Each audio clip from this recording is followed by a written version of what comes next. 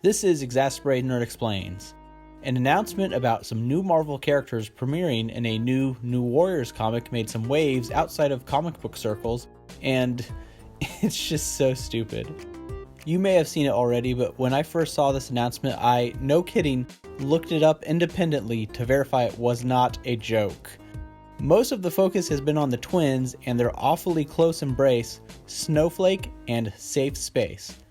Yep, I'm sure these characters are going to be big hits. Can't wait until they make their Marvel Cinematic Universe debut.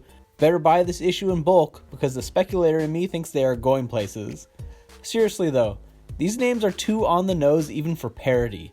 If they showed up and say, The Tick, I'd say they are phoning it in. I literally cannot believe that this survived a pitch, got through editors, and is going to publication. It's just...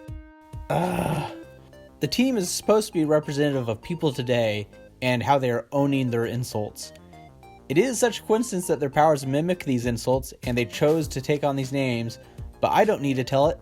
Take it away, writer Daniel Kibblesmith. It's this idea that these are terms that get thrown around on the internet that they don't see as derogatory, to take those words and kind of wear them as badges of honor. Punch, monkey! Oh no, it's cool, I'm taking it back! Where do I begin? I don't think anyone is throwing around safe space like a derogatory term. It's the concept of safe spaces that people laugh at as being ridiculous. A safe space, for those who don't know, is an area designated as safe, where no one can bring up anything that triggers or offends them. The criticism behind these areas, typically set up for college students, is that to discuss anything of any importance, you have to risk being offensive, and protecting people from concepts that may be upsetting or ones they disagree with actually leaves them unable to cope with them in adulthood. It feels like the purpose of this character is to stick it to people who criticize safe spaces by making this character generate actual shields, which is not what a safe space is. Like, ha, you hate safe spaces, but I'm sure if there was an explosion you'd like to be saved by a protective shield, or safe space. Well, yeah, those are two different things. Safe Space is kind of a big, burly, sort of stereotypical jock. I don't think it means what you think it means. His powers are to generate shields around other people, but not himself, which is an oddly specific power. But who am I to insert logic into this? And I get it, all powers are inherently ridiculous, but this seems like a psychological issue more than a power limitation. Maybe he needs to learn to love himself in his own safe space. And then you have Snowflake.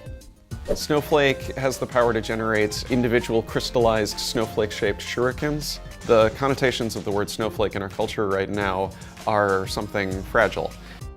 That's not really a connotation. Snowflakes are objectively fragile. Snowflake as an insult comes from everyone being told they're special, like a special snowflake, and then being unable to handle stress or different opinions where they quote-unquote melt.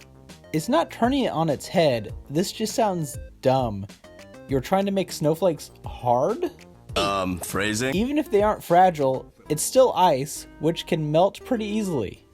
And I'm sorry, did you say shurikens? I'd hate to assume race, but Snowflake doesn't look Japanese to me. Can you say cultural appropriation? The rest of the team consists of a quasi-vampire created from a botched blood donation with a dad joke name. E negative. He's so proud of this. This doesn't scream edgy to me, but I'm not a published comic book writer, and he states that the blood donor is probably Morbius. Who's letting the living vampire guy give blood? Put a stop to that. There's also an overweight lady with a bag of holding, magic backpack, and unless they haven't announced it, it's not like the Blob or Kingpin where her size is a power or asset. It's just a lot of snacks in her bag, I guess?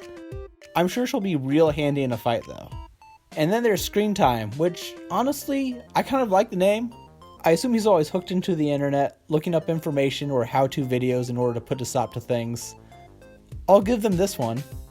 He was exposed to his grandfather's experimental internet gas. Internet gas. Huh.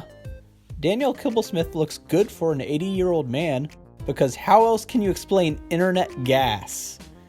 It feels like this entire comic is set up like a reply in a poorly constructed and misspelled internet argument. So I guess in that sense it's a reflection of the times?